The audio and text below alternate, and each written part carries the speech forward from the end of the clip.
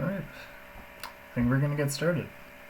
So, hey everyone, welcome to this week's workshop. This week we're going to be going over file systems, disks, and shares. So, we got a few topics to cover today. Hopefully it'll be a lot of fun. A couple of quick announcements before we start. Junior exec applications are due on the 15th. Next week is Thanksgiving, so we won't have a workshop. The week after that is our first speaker. I believe we have a penetration tester, Chris Shepard, if I'm correct. So make sure you get your fees in if you want to come to that.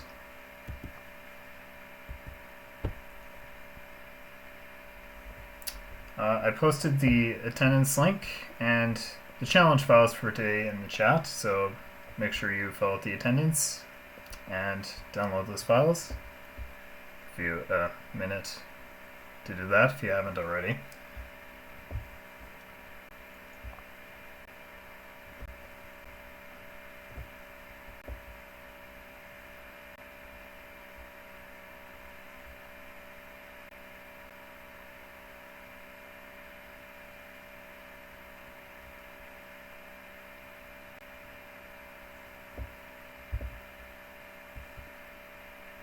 Okay.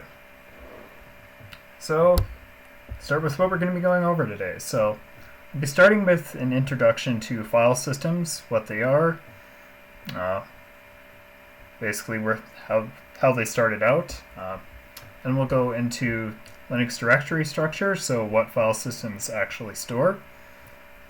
After that, we'll talk about the way that file systems are implemented, go into a bit more technical detail, and we'll talk about disks and partitions, and finally we'll talk a bit about network sharing at the end.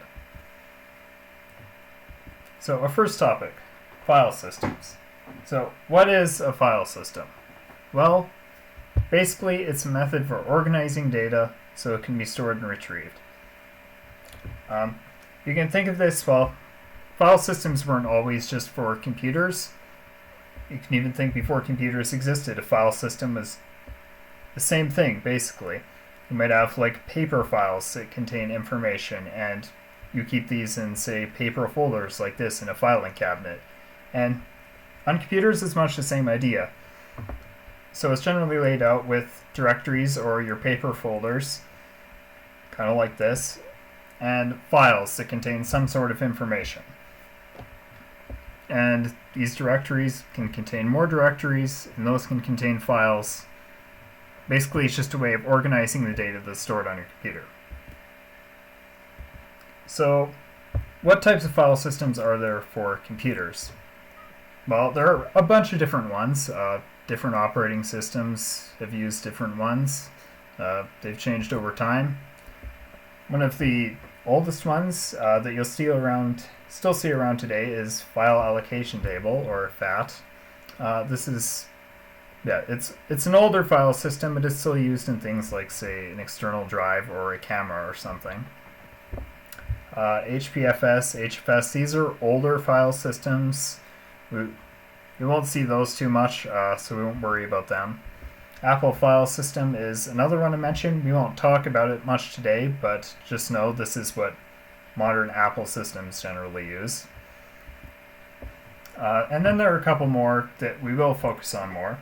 The first one is Ntfs, the New Technology File System, and this is a file system that's used by modern Windows computers. And the other one, which we will be talking about in detail today, is the Extended File System. X4 is the most recent version of it. There have been several versions of it over time, and this is the file system that's used by Linux machines to keep track of data. But before we actually go into how those are implemented, we're going to start with what file systems store. In particular, we're going to look at Linux machines and how the files are organized in those. So the first thing I'll say, we're going to go over all the, or at least most of the main directories in Linux machine. But there's a lot of them to remember, so yeah, generally the name hints at what it is, so read the name and Google is your friend. And I'll also mention some of the Windows equivalents, which equivalence is used very loosely here. These systems do things quite differently in some cases, so they're not always that similar. So the first directory to mention is the / or root directory.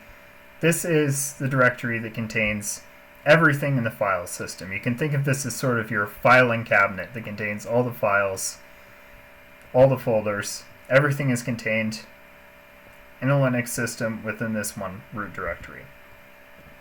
On Windows, the equivalent to this is, well, the root directory of a drive, basically. Generally, the C drive contains most stuff in Windows, so it doesn't all have to be in one drive, and this could be a different letter. The next directory is the boot directory, and this contains files for your bootloader, for example, grub. In Windows, a similar program is the bootmgr boot manager program. Basically these are just the files used on startup. Not much more to say there. Home and root. These folders don't necessarily follow the convention of the name describes exactly what's there, but basically they contain the user files on the system. In particular, the home directory contains most of the user files, and the root directory contains specifically the files for the root user, the highest privilege user of the system. Windows does have a similar directory to this. It's in the /users directory. It contains basically the same thing as this. So the next directories we'll mention are the bin and sbin directories, and these contain binaries, which, in case you're not sure, binary is basically just a compiled program that you can run on your computer. And things like commands, for example, used on a command line are stored in the bin directory. And then the sbin directory is system binaries. So things like the init program that runs the Linux operating system might be stored in there. The next directory I'll mention is the etc directory. As the name kind of hints, I think this started out as kind of a catch-all directory for things that didn't fit elsewhere, and over time it's just sort of evolved into a directory that stores configuration files for the system. Next up is the lib directory, and this contains libraries, so this is where you keep all your ebooks. No.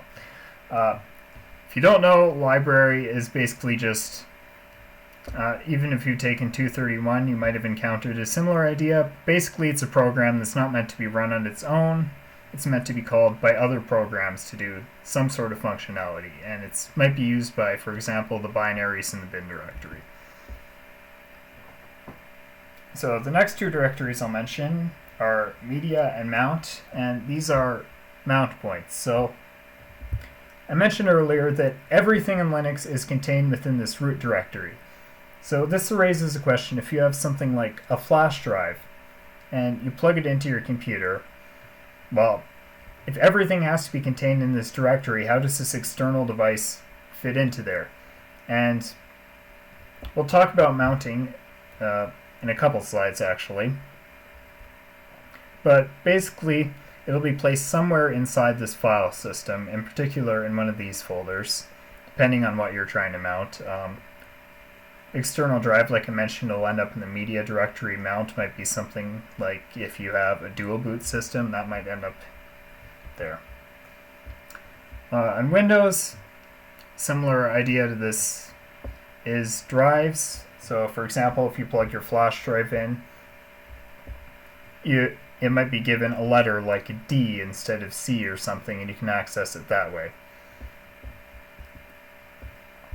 The op directory is for optional packages that don't necessarily fit in these other folders. So there might not necessarily be a lot in here. Depends what you have installed. I think I checked on my computer and all that was in here was Zoom. So yeah, not necessarily much in there. The next directory is the Var Directory. So this contains variable data files. For example, like logs of what's going on in the system will be stored in this Var directory. Yeah, not much to say there. Okay, so the temp directory, these are temporary files. So these are files that might be placed there by a program, but they'll be deleted right away. They're not going to stay for long. There's a user directory. So this is for user binaries, read-only data. This user directory will actually have some of its own versions of the directories that are at this higher level as well.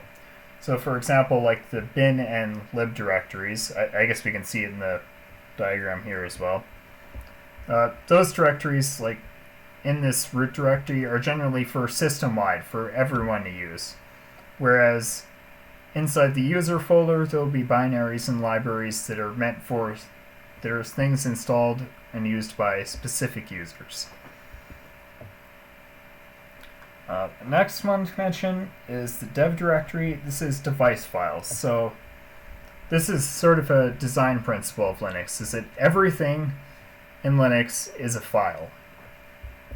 And this means like things like, say, your hard drive or your CPU are treated as files. Even though they're devices, Linux represents them as a file, so it can read or write to them to interact with them. On Windows, this is sort of one of the major differences between Windows and Linux. Whereas everything's a file in Linux, that's not necessarily the case in Windows. Devices are just kind of their own thing there. And I guess another thing to mention in that vein is like some of this configuration information that's stored in, say, the Var directory or whatever in files. In Windows, this is stored in a central database called the registry. So again, it's another scenario where sort of everything's a file in Linux, not necessarily in Windows. The last directory I'll mention is the serve directory. So this is for serve data. Say you have like a web server or something. Sorry.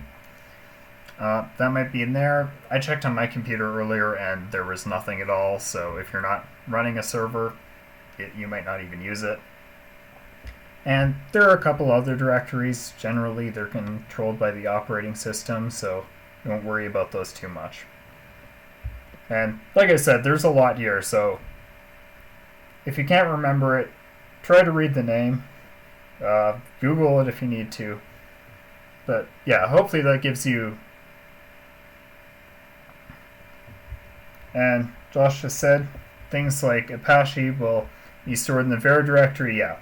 So not all web servers will necessarily store stuff in the server directory. Some of it also ends up in Var. It depends how things are configured. So now I'll talk about, I mentioned it a bit earlier, I'll talk about mounting file systems. So again, if we go back to our example of, let's say, plugging a flash drive into your computer. Well, how is this going to be accessed from that same file system root? And like I said before, we're going to do this by mounting it. And what mounting will do, there will be some lower level stuff that allows you to actually read and write data. But basically, it's just going to place it at some directory within that file system root, probably in the media directory. And another thing we can do is we can mount virtual file systems. So we can actually have files that are an image of an entire file system, and we can mount those in our file system, which is what we'll be doing next. You can do this using the mount command, and you might need to have root privileges, so you might have to use sudo. Basically, all you have to do is make a directory that you want to mount this file system to. You specify the file system you want to mount, perhaps an image file, then the directory that you created that you want to mount it to, and then you can access it just like it's part of the files in your system. And to clean that up, you can just use the umount command, and it's not unmount, it's umount, and just specify the directory you mounted it to. And that will bring us to our first challenge. So there are a couple flags in the first image file. And I will say all the flags that you find in this workshop might not necessarily have the normal prefix, so make sure that you add the ucsec prefix or fix it to just be ucsec as normal. Mainly that's just so you can't grep everything in the workshop.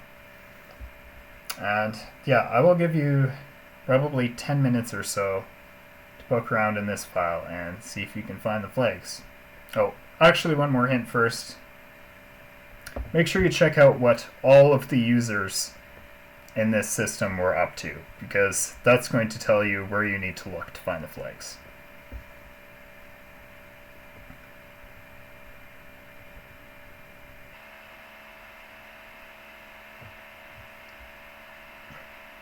Okay, so it looks like we've got, about half the flags. Okay. That's fair. Yeah, hopefully you got at least a bit of a feel for some of this. We do have quite a bit to cover, so I think I might move on now, and I will go ahead and demo this challenge.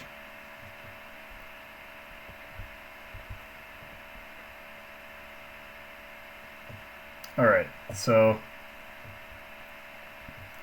first thing I want to do to access the files in this image is I need to make some directory that I can mount it to, and I just have all my images here, so now I could just use the mount command. I mount the image 1 to this directory that I created.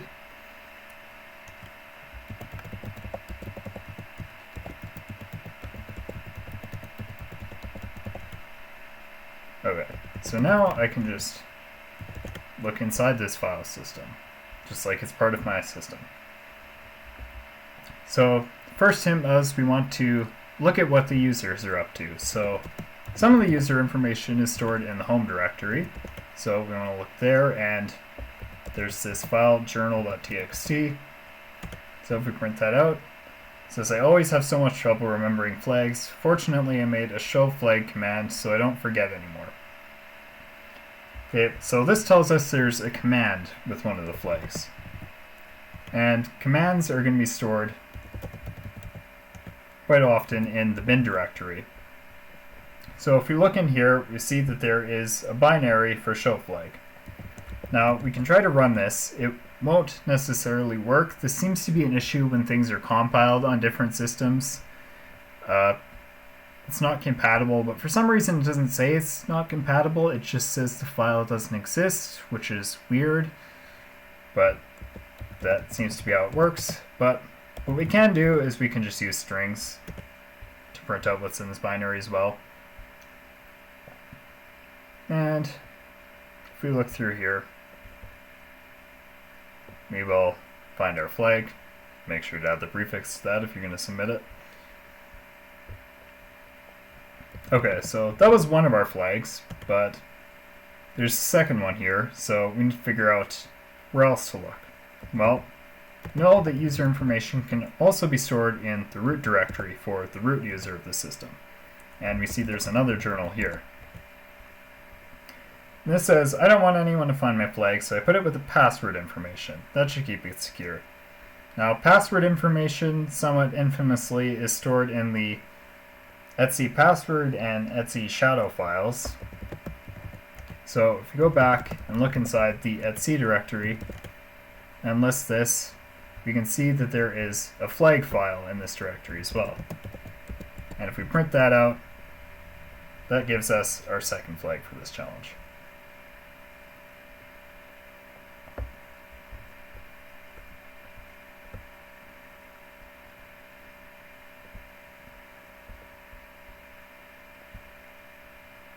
Okay, so that is the first challenge for today. So, now that we've gone through what's sort of stored in a Linux file system, we're going to talk a bit more about how this file system is actually implemented.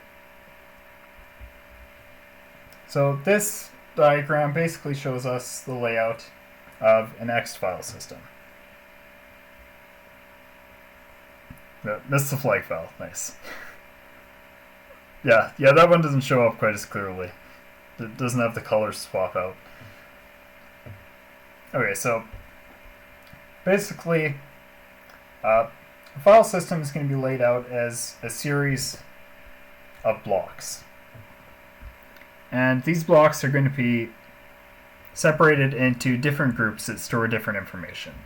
So the first one in an X file system is going to be the super block, and this contains a bunch of metadata about the file system, like, for example, how big these other groups of blocks are, how many of them are free or allocated, some assorted stuff about the file system. After that, there are some block group descriptors, and these basically just tell us what all the blocks in the file system, which of these groups that they fall into. Next, there are a couple of bitmaps. There's a bitmap for each of this inode table and these data blocks, and all these do is they basically indicate which blocks in this inode table and the data blocks are in use. After that, we have the inode table. Now, we'll talk a bit more about what inodes are on the next slide. Basically, these store metadata about files and directories in the file system. And then there's data blocks. These store the actual data in the file system. So, for example, the contents of your files would be spread throughout these. Okay, so now how is a file in this system actually structured? Basically, a file is one of these metadata inodes in the inode table with pointers, and these pointers are to other inodes and data blocks. So basically, this main inode for the file is going to contain some information about the file. For example, like the size, permissions. Interestingly enough, not the name of the file. That's actually stored a bit differently, not in the file itself. And then there are going to be pointers, and these point to where the actual data in the file is stored. So there might be pointers to data blocks. They can also be pointers to other inodes, which these inodes will contain any more metadata, like the file size or something like that. But there's a limited number of pointers, and that might not be enough to store all the data in your file, so these secondary inodes can point to more data blocks so that you can store even larger files. And basically, this is what a file is going to look like in the X file system. And then, well, there are two major parts to file systems. One's files, the other is directories. And as I said earlier, in Linux, everything is a file. Same goes for directories. So basically, a directory is, again, going to have this main inode. And then the data block that is pointed to by this is going to look a bit different than a normal file. So instead of some whatever data it is, it's going to be specifically a bunch of pairs of names, either file names or directory names. So this is where the file names are actually stored, as in the directory they're in. And then there are going to be pointers to the inodes that describe the next directory down or the files in that directory. And then you'll have another structure like this for another directory or another file. And basically that's the layout of the X file system. So you have files that are either directories or files, and there's a pointer to sort of the root directory, and then everything goes from there. Now, things can go wrong with file systems, and there are a bunch of reasons they can go wrong. One is, for example, hardware failure. So say you have a bad hard drive and some of the bits get messed up. Well, that could obviously mess up this structure. If you try to mount a file system that's already corrupt, this can result in even more problems. So you want to be careful that you don't end up doing this, which we'll talk a bit more about how to do that soon enough. Another probably bigger cause of corruption in file systems is improper shutdown. So, for example, if the power to your computer is cut suddenly without everything being shut down properly, then you might be in the middle of writing to your hard drive, and now there's a bunch of data that's missing or incomplete, and that could corrupt your file system. So what problems might there actually be in the structure of the file system? One that's quite common, since the superblock contains stuff like the number of allocated and free blocks, which is going to change almost every time that you write something. This means the superblock is being changed a lot, and it's quite possible that these counts, these allocation or block counts in the superblock are going to be messed up. So that's one problem we could have. Another problem could be, say, we're interrupted in the middle of writing something, so we might have an inode that's only partially written, and that could cause problems. Another problem could be what's in the diagram I have here, conflicting pointers. So for example, say I have two inodes for files, and they're both pointing to the same data block. Well, this is a problem because now it's not clear which file does this block actually belong to. If I change one, it's going to mess up the other. So this could be a problem, and these aren't all the problems that could go wrong, just a few examples. So how do we actually deal with corruption? Well, one method, which the user doesn't necessarily do, but the operating system does, is journaling. And basically what this is before we make a change to the file system, we're going to write that change somewhere else. And this somewhere else is called a journal. And then if something goes wrong when we're making the change, we can go back to this journal and see, well, what was actually being done, and we can try to use that information to recover from what went wrong. Another thing is file system consistency check, or FUSC.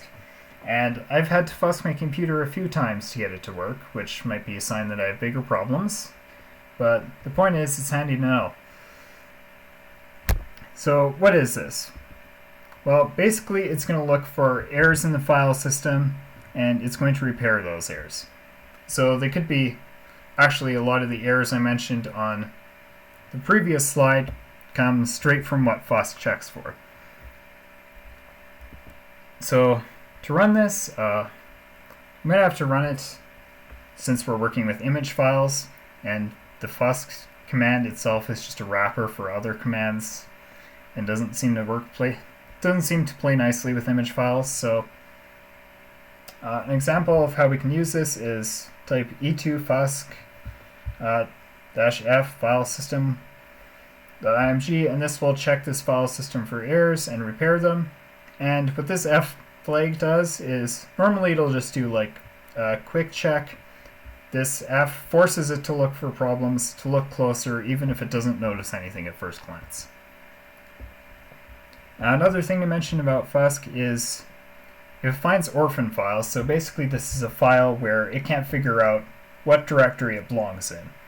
So it doesn't know where it goes, but if it finds that there's still a file there, it will place it in a lost and found directory, which is also located in the root of the file system. One more thing I'll talk about when it comes to file system implementation is deletion. So how deletion works, so in X2, so an older version of this in file system, basically all it's going to do is going to mark the inodes and blocks corresponding to the file as unused. That's it. Changes nothing else. All the data is still there. X3 and X4 go a bit further. They're also going to overwrite the pointers in the inode, so it's not quite as clear how the file was structured after this.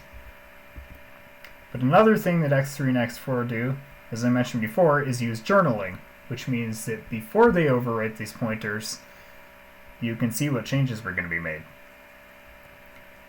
Basically, the important part of all this is that deleting a file does not get rid of it. So in X2, the file doesn't go anywhere at all. In X3, even though the pointers are overwritten and it's kind of difficult to figure out where the file is, you still have this information stored in the journal that can be used to recover the file. And there are a bunch of tools that will try to do this. One to mention is test disk. This will work on X2 file systems as well as Windows, the Ntfs file systems. We haven't talked about that, but it can recover files there as well. And a tool we'll be looking at or using today is Undelete, and this makes use of the journal in X3 and X4 to recover files. So this is an example usage of this. You can just run it on your image, and this restore all flag will tell it to look for any deleted files it can find in the system and to recover those. So this brings us to our second challenge, and in this one, I guess a couple hints. First of all, the flag in this challenge is split in half, so you have to find both halves and put it back together.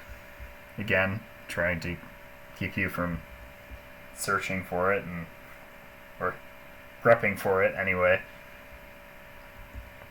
And another hint, there is corruption in the file system. So that's going to be where you want to start looking, and make sure when you're messing with file systems with a tool like Fusk or Undelete, the file system should be unmounted, because if you mess with it while it's mounted, that's could mess things up. I'm not even sure if it'll let you. And yeah. So make sure you run those on unmounted systems. And I will give you probably another 10 minutes or so to work on this challenge.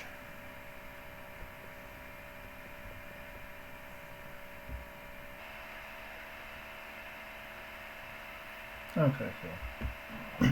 Looks like a few people found it. So I think I will go through this challenge. Okay, so first of all, I've got to clean up from the last challenge. So if I'm going to mount that directory. Okay. So we're told that this image2 file is corrupted. So start by trying to run Fusk on this image2 file. And it says it is clean, there is nothing wrong with it. Well, we were told this was there was corruption, so this is a lie, and we're going to force Fusk to look closer. And now, it appears that it has found a problem. It says it found this directory and it is corrupted. So something's wrong with this directory, possibly the inode. So, we're going to tell it to salvage that. And it says it found this unattached inode. So, this sounds like an orphan file or directory, and it's going to connect that to the lost and found directory if we tell it to. And it's telling us the number of references, which this is stored in inode to tell us how many pointers it has.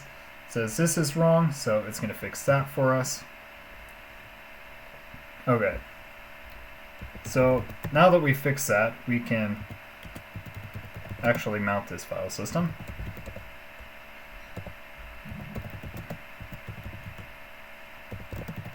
So I'm going to look inside of it, and we know it placed something in the lost and found directory.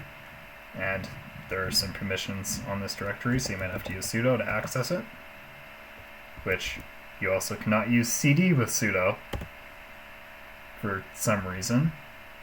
So we'll just list this directory. Okay, so it tells us there's this file with some random number that it assigned because it didn't know what it was called. So we're just going to display this file.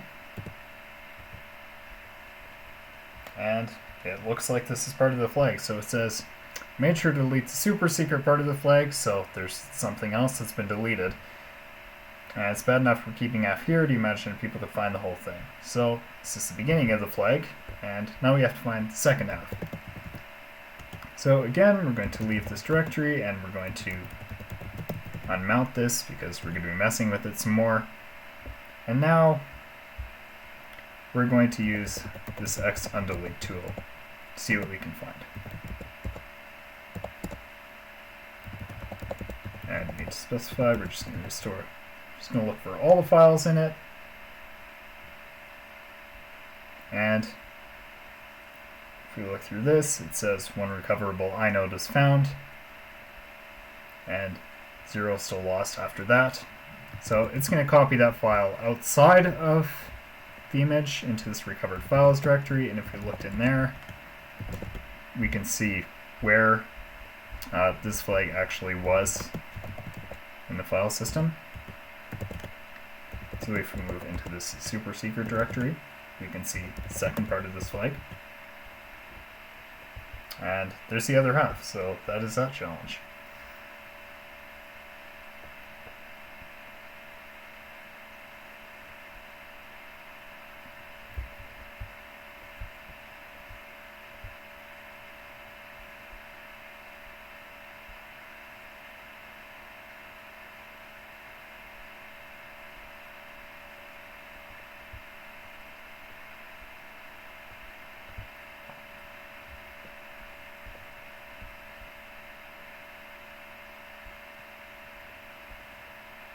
Okay.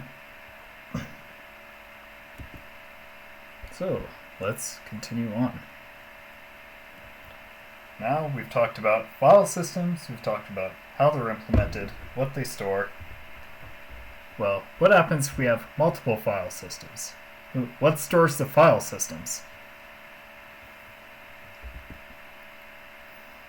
So, answer is disks. Now, what is a disk? Well, technically speaking, a disk is a type of physical storage. It might be, for example, a magnetic hard disk or an optical disk like a CD or something.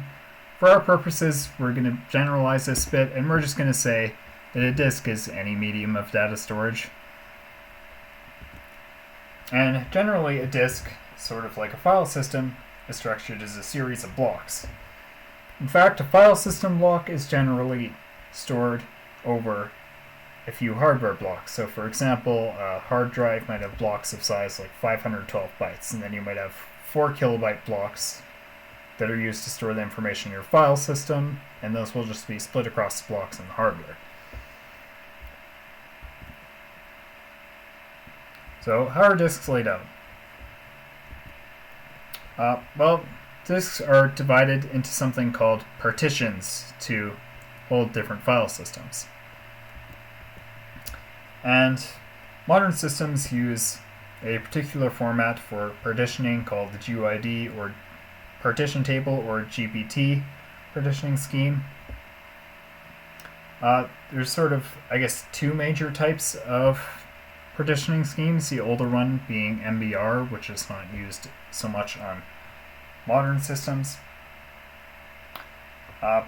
Basically how, I don't have a diagram of it here, but how MBR worked is you could have up to 4 partitions on your disk. And one of those partitions could also contain more partitions, but basically that's not a lot. Like, it wasn't really enough for some systems. So we switched to the GPT scheme, which can have 128 by default. I think you can actually configure it to have more than that. And generally a disk is going to be laid out like this.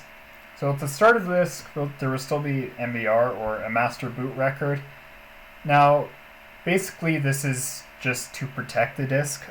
If there's an older system that uses MBR and this isn't here, it might just think, oh, well, this is just a bunch of random garbage and I can overwrite everything here. But by placing this master boot record at the beginning of the disk, it tells it, no, there's stuff here, don't mess with it. And that's basically the only reason that's there. And then there is a primary GPT or a partitioning table, which basically describes all the partitions that are on the disk. And at the end of the disk, there is another one And this is just a copy of the first one in case this gets corrupted, so we still have a copy and we can still see how the disk is laid out.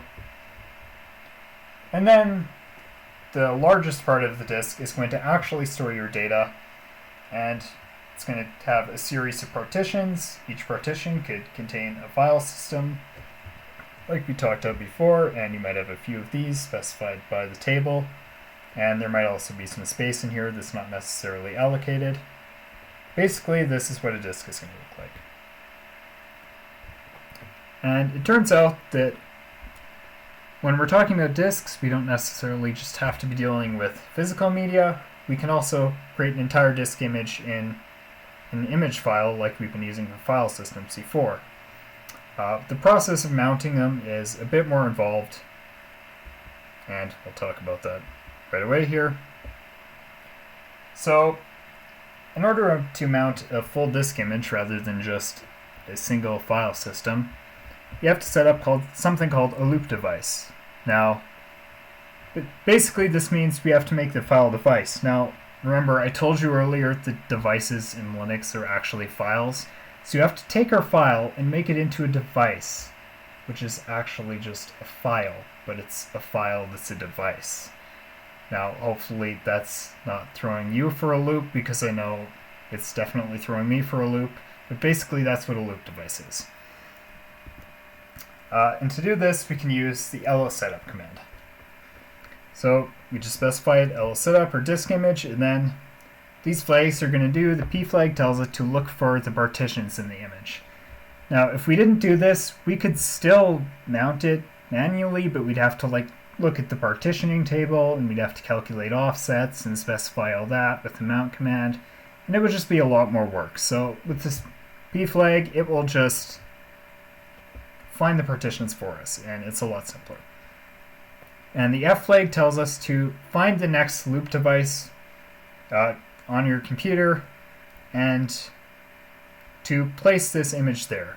You can think of this, I guess, sort of like mounting.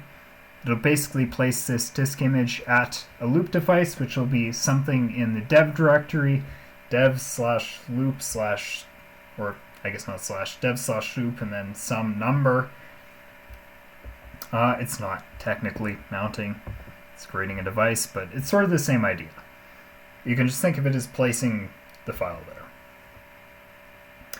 And then we can see where this device actually is. You can use the lsetup-l command. This will list all the loop devices on your system, and you just find the one that's next to the location of the file that you created a device for. And then to actually mount that device or your file, you just use the mount command like you would before, except you have to specify which partition you want to mount, since we're talking about an image with multiple partitions. So you can specify, again, the file that you want to mount. You specify it as dev/loop, and then it'll be some number. This number won't necessarily be 28. It'll be whatever you found using this lsetup-l command. And you specify your partition number for 1 or 2 or whatever it is. And then, just like normal, the directory that you want to mount that partition to. And then you can just access that like you would the image files we've seen before.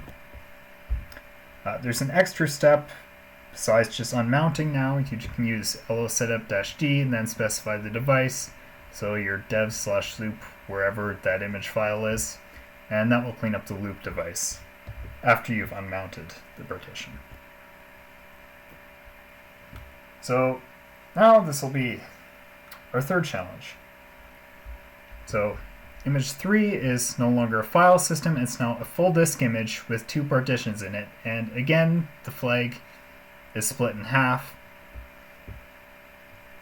And yeah,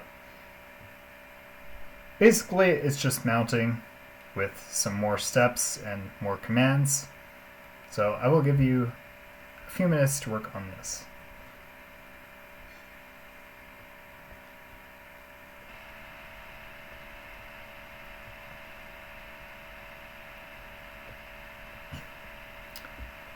Alright, let's go through this one.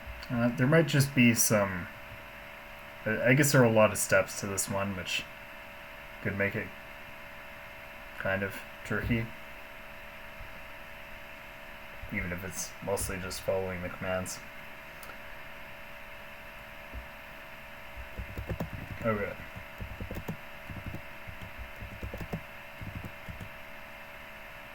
So, first let's check if this directory is still mounted. It appears that it is not. Okay, good. Okay, so the first thing we want to do is set up a loop device. So we do this using the lsetup command. I'm going to specify the PF and then my image.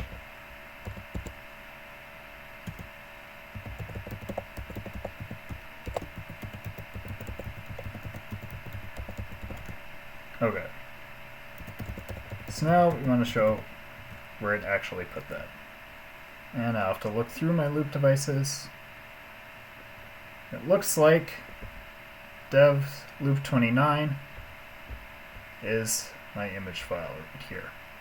So that's the loop device that I'm going to want to use. Might be different for you, probably will be. So now that I have my loop device set up, I can just use the mount command. But I have to specify the loop device rather in my file, and as well I need to give it the partition number and then my directory to mount it to. And if I look inside the mount directory, I can see some files in there. Now this is an image file, so rather than looking at it from the command line, I'm just going to open it in the File Explorer because this is now in my file system and I can't access it using the File Explorer. And I can open the image file. That will show me the first half of the flag.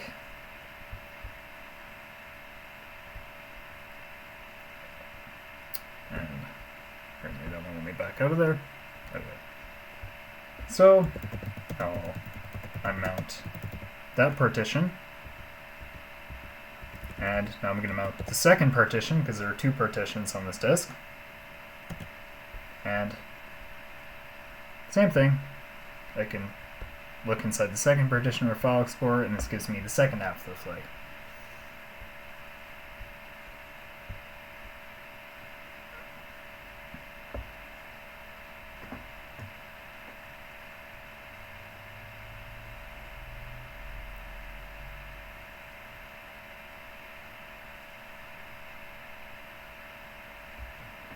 You know, there's probably some way to open an image from the command line.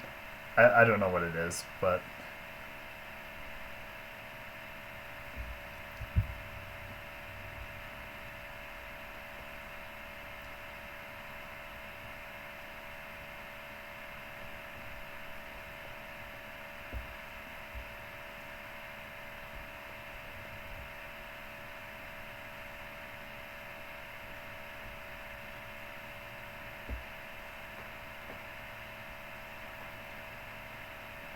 alright. Let's move on to our last topic. We're going to change gears a little bit, just a bit, and we're going to talk about network shares. So, network file sharing. What is it? Well, basically sharing of files between computers over a network. Exactly what it says.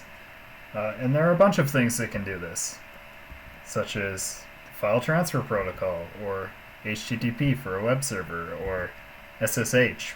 Pretty much, well, probably anything that is used on the internet. Pretty much all of it's used for sharing files.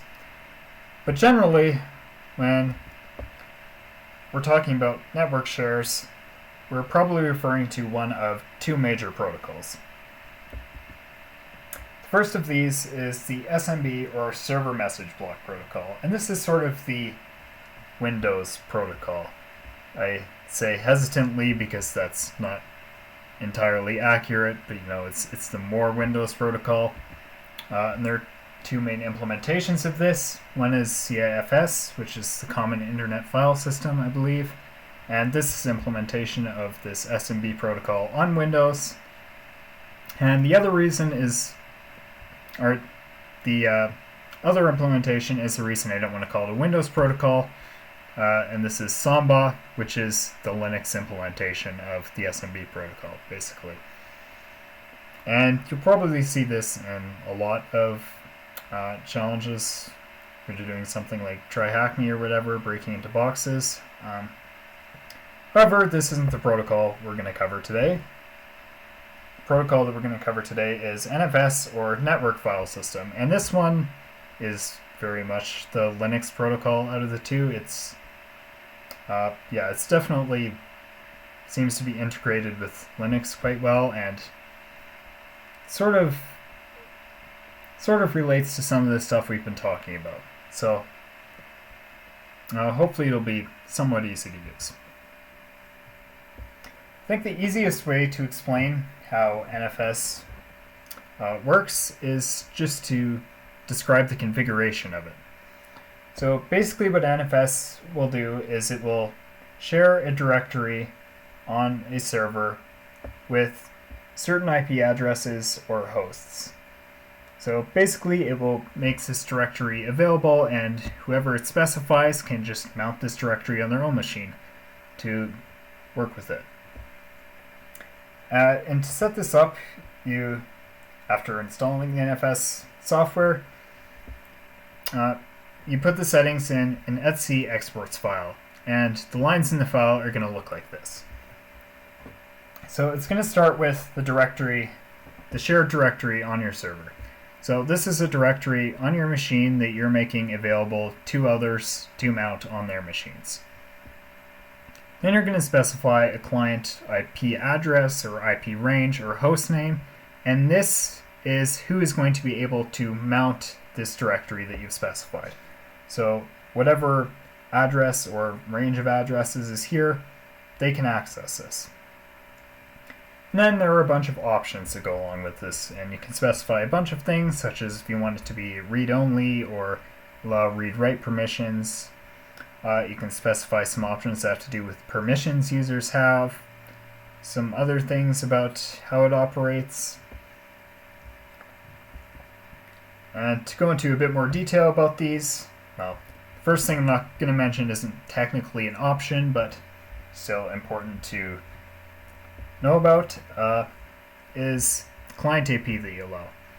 So some possible issues there can be with this is the client IP might be set to a very large range, so you have to make sure that the range of IP addresses you're allowing to mount this directory on your server are addresses that should actually be able to mount to it. If it's set to a large range, then it might be that there are some computers that have access to it that maybe shouldn't.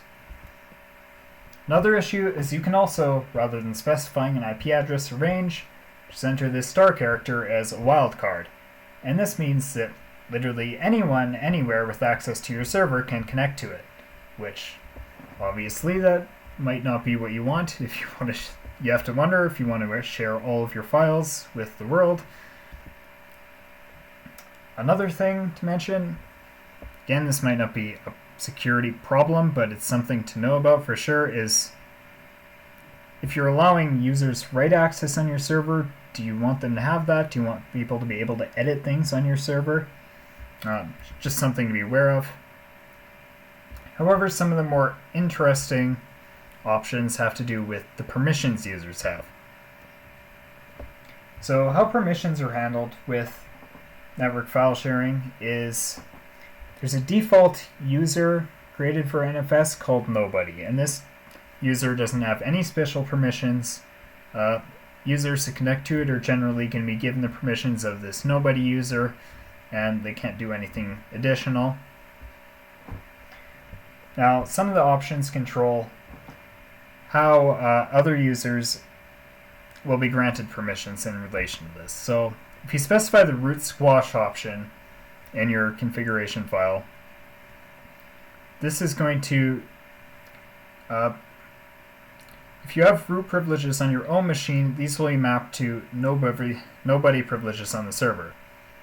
So if someone's running on the root account or uses sudo on their own machine, they'll still just be given the permissions of this nobody user on the Ntfs server, so they can't do anything special. However, you can also set a no root squash option, and this will map the client's root privileges to the server's root privileges. So this means that if someone has root access on their own machine, can use sudo or something, that means they will also be given root privileges on the server when they're running as root. And obviously this is very dangerous, because this means now you're giving external users full control over your server if they're using Ntfs. So that could be used to do bad things, clearly. And similar options exist for other users. So you can have like other squash options, like all squash, for example, will mean that any user will just be granted the nobody permissions on the server, so they can't do anything special, or you can specify to not squash those permissions. And this means that how this will be handled is any user that has the same user ID on the client as a user on the server, if these permissions aren't set to be nobody, if you have the same user ID on your client machine, you will be given the permissions of the same user, or the user with the same ID on the server. So same thing as the root squash option, or no root squash option here. Basically, it's just instead of root privileges, it goes for any user with the same user ID. Now, we've talked about the configuration. How do we actually mount Ntfs shares from the client? So, if you're given the IP of an Ntfs server, you can just use this show mount-e command, and this will list all of the shares that are available on that Ntfs server and who can mount them. The locations on the server where they are. And then to actually mount this, you can just use the mount command like we've done with image files before. You have to specify a little bit more. You have to use this type option, -t, and then specify Ntfs. And then you need to specify your server IP, and then the directory on the server you want to mount, and then just your local directory for mounting, like we did before with the image files. And this is going to bring us to our last challenge for today. And yeah, so there is an Ntfs server running on this IP. And this challenge is going to be a bit trickier. You might have to poke around, see what permissions you actually have. Probably have to Google some stuff unless you're a wizard with Linux commands to figure out what to do. But I will give you a few minutes to poke around in this. I might check in, give you some hints. Yeah. And I can post the IP in the chat as well, if anyone needs it.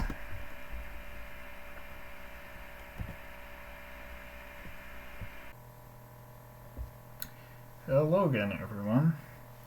Those of you who were in the workshop would have seen that this last challenge actually did not work as intended. So what I'm going to do now is I'm just going to solve the challenge as intended, and I'm also going to show you what actually went wrong with it. It turns out it was just one setting, basically. Yeah, so I'm going to run through this. Okay, so first thing we want to do in this challenge is we want to see what Ntfs shares are available to mount. And we use the show mount command to do this, and it shows us that the server has this directory home/cappics available to be mounted by anyone, indicated by the star here. So we can mount this just using the mount command with our type Ntfs, specifying our IP.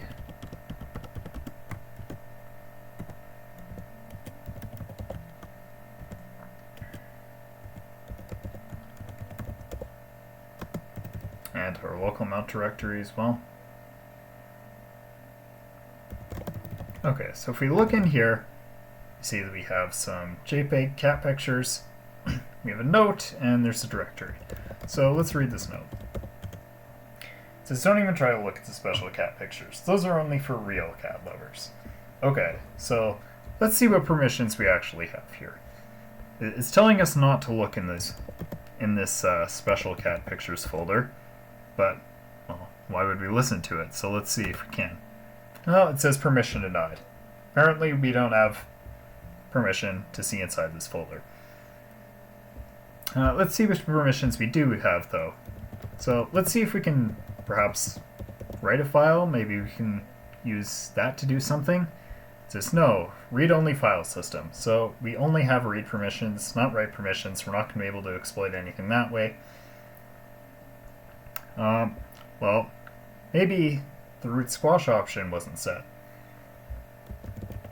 So let's see if we can do this with sudo permissions. It says permission denied as well. So this means the root squash option was set. If it wasn't, then we would have root privileges on the machine with root privileges on the client, and we should be able to see inside there.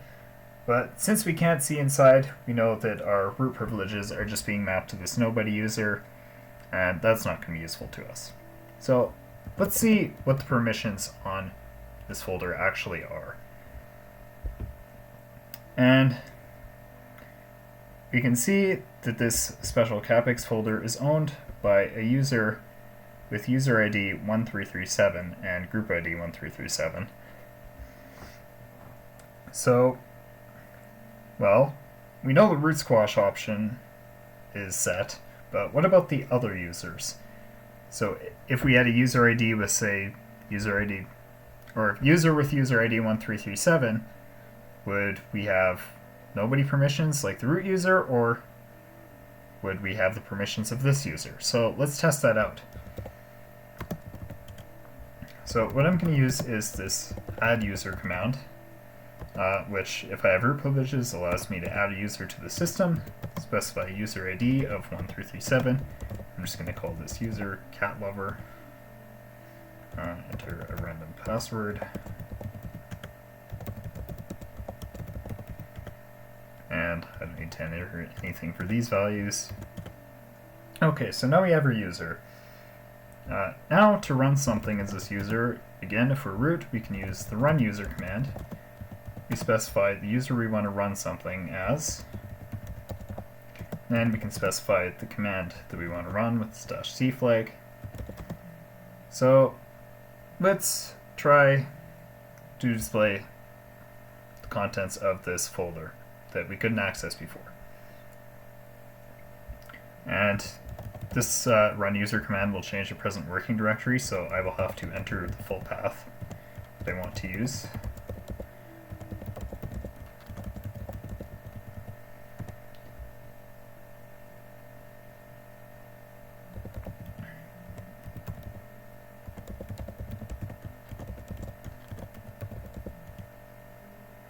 And here we go. We can actually see what's inside the directory. We have this file, flightcat.jpg, is now visible to us. So now let's try to copy this. So we copy this file, this flightcat image, and we're going to need to copy it since we're running as this cat lover user. We're going to have to copy it somewhere that this cat lover user has permission to write to. So I'm just going to use a home directory that was created when I added this user. And this was the intended solution for the challenge. You should be able to see the file after this. However, this is the problem we had in the challenge. We get this error, cannot stat this file permission denied. And to see what the problem is, we need to look closely at the permissions here. So we're on the Ntfs server now, and we're going to look at the permissions here. If we look closely, we see that there are no execute permissions for this directory. I don't know how this happened. Apparently I unset those permissions somehow, I'm not sure. But without execute permissions for a directory, we can't do a whole lot with it. So what we need to do is we're just going to change the permissions. We're going to grant the user execute permissions for this directory. And we see this execute bit is now set. And now our copy command goes off without any problems. If we look inside this directory and wait for it to load,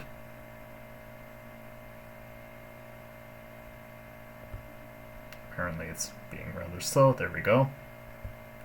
We can see that our cat picture is successfully been copied now that we have execute permissions on that directory for the cat lover user. And that is how to solve that challenge.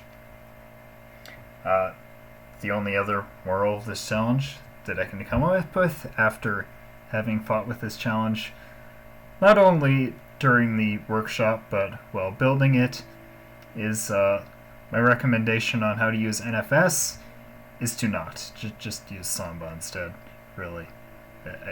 It's much more secure. I don't know if it's easier to use, I haven't worked with it a lot, but Ntfs is bad. And yeah, that is all for this workshop. So, thank you for coming if you came to the workshop. Thank you for sitting through the video if you were watching online. And I will see you at our next meeting if you're there.